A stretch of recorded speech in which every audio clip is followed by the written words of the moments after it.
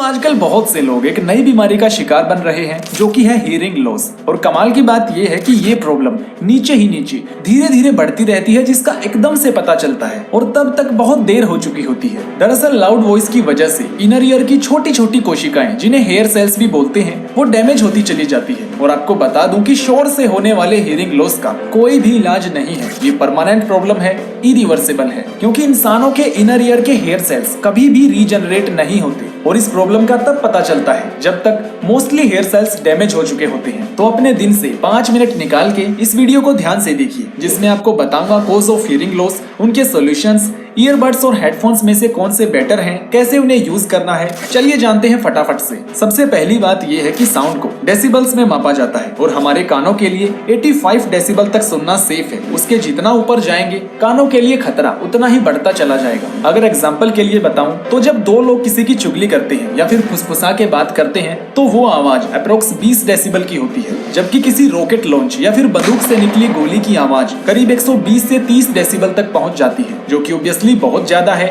और हमारे कानों के लिए तो बिल्कुल भी सेफ नहीं है। अब अगर इसे कंपेयर करें मोबाइल से, तो जब हम ईयरफोन्स लगा के म्यूजिक की वॉल्यूम को फुल कर देते हैं तो वो लेवल करीब 110 डेसिबल तक पहुंच जाता है। अब इसके रिजल्ट्स कैसे होंगे उसका अंदाजा आप खुद ही लगा सकते हैं। और इस तरह का लाउड म्यूजिक अगर आप हर रोज ज्यादा देर तक सुनेंगे तो इसका आपके कानों पे बहुत बुरा असर होगा, जिससे आपके सुनने की शक्ति धीरे धीरे कम होती चली जाएगी। और ये बात मैं आपको पहले ही बता चुका हूँ कि हियरिंग लॉस का कोई भी इलाज नहीं है। इसके अलावा ज्यादा टाइट ईयरफोन्स यूज करने से हमारा इनर ईयर बाहरी हवा के कांटेक्ट में नहीं रहता, जिसकी वजह से कानों में इन्फेक्शन के चांस भी बढ़ जाते हैं। साथ ही टाइट ईयरफोन से हमारे कानों में भी दर्द हो सकता है। इसी के साथ अगर आप किसी और के ईयरफोन्स यूज करते हैं और उनके कानों में किसी तरह का इन्फेक्शन है, उनको कोई बीमारी है, तो वो आपको भी लग सकती है। देखो, हियरिंग लॉस के अलग अलग केस सामने आते जा रहे हैं। किसी को सडनली हियरिंग लॉस हो जाता है तो किसी को स्लो, किसी को वॉइस फ्लक्चुएटिंग की प्रॉब्लम है, यानी कि कभी तेज आवाज सुनाई देती है तो कभी धीमे आवाज सुनाई देती है, जबकि किसी को हर टाइम एक्स्ट्रा नॉइज सुनाई देती रहती है। इसके होने का एक बिगिनिंग साइन ये बताया जाता है कि आपको मक्खी के भिनभिनाने जैसी आवाज सुनाई देगी, वो भी बिना किसी मतलब के। और कई बार ये प्रॉब्लम हियरिंग लॉस से भी कहीं ज्यादा हो सकती है। अब इससे बचने के लिए आपको किन किन बातों का ध्यान रखना है। देखिए, सबसे पहला और इम्पोर्टेंट पॉइंट जो है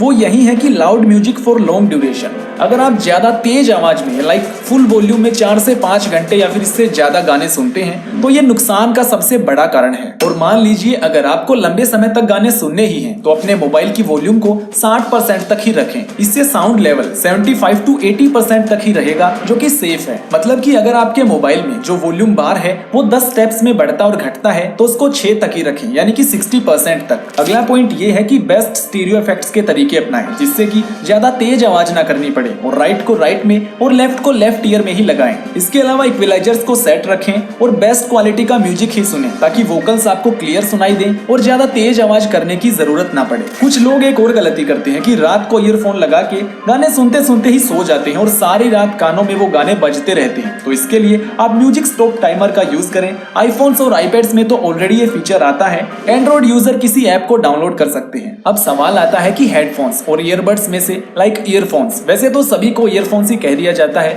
तो इनमें से किसका यूज करना ज्यादा बेटर है। देखो, जो ईयरबड्स होते हैं वो बाहर की नॉइज को ठीक से ब्लॉक नहीं कर पाते, तो इसकी वजह से हमें आवाज को और तेज करना पड़ता है। और तेज आवाज से जो भी नुकसान होते हैं उनके बारे में तो आप जान ही चुके हैं। अब इस केस में अगर आप अफोर्ड कर सकते हैं तो नॉइज कैंसलेशन वाले ईयरबड्स का ही यूज करें, जो कि बाहर की नॉइज को कम कर देते हैं, जिससे कि वॉल्यूम कम रखने पर भी हमको सही साउंड क्वालिटी का मजा आता है। लाइक जो एप्पल के लेटेस्ट ईयरबड्स हैं या फिर किसी भी दूसरी कंपनी के ईयरबड्स में अगर आपको नॉइज कैंसलेशन का फीचर मिलता है तो आप उन्हीं को परचेज करें। इसके अलावा दोस्तों, ईयरबड्स हेडफोन्स की बजाय कानों में ज्यादा अंदर तक फिट हो जाते हैं, तो अगर हम मोबाइल की वॉल्यूम का सेम लेवल भी रखें तो ईयरबड्स लगाने पर हमको हेडफोन्स की बजाय 9 डेसिबल ज्यादा तेज आवाज सुनाई देती है। मतलब कि उतनी ही आवाज रखने पर ईयरबड्स में हमको 9 डेसिबल ज्यादा तेज सुनाई देगी। इसका मतलब वो नुकसान भी थोड़ा ज्यादा करेगी। और हाँ, साउंड क्वालिटी की अगर बात करें, स्पेशली जो बेस होता है वो हमेशा हेडफोन्स में ज्यादा होता है। साथ ही हेडफोन्स पहनने में कंफर्ट होते हैं, जिससे कानों में दर्द भी नहीं होता। आपने देखा होगा कि म्यूजिक कंपोजर्स वगैरह हमेशा हेडफोन्स का ही यूज करते हैं। जिन लोगों को अभी तक मेरी बात मजाक लग रही है वो इस बात को सोच सकते हैं कि रेलवे ट्रैक पर कुचले जाने वाले लोगों ने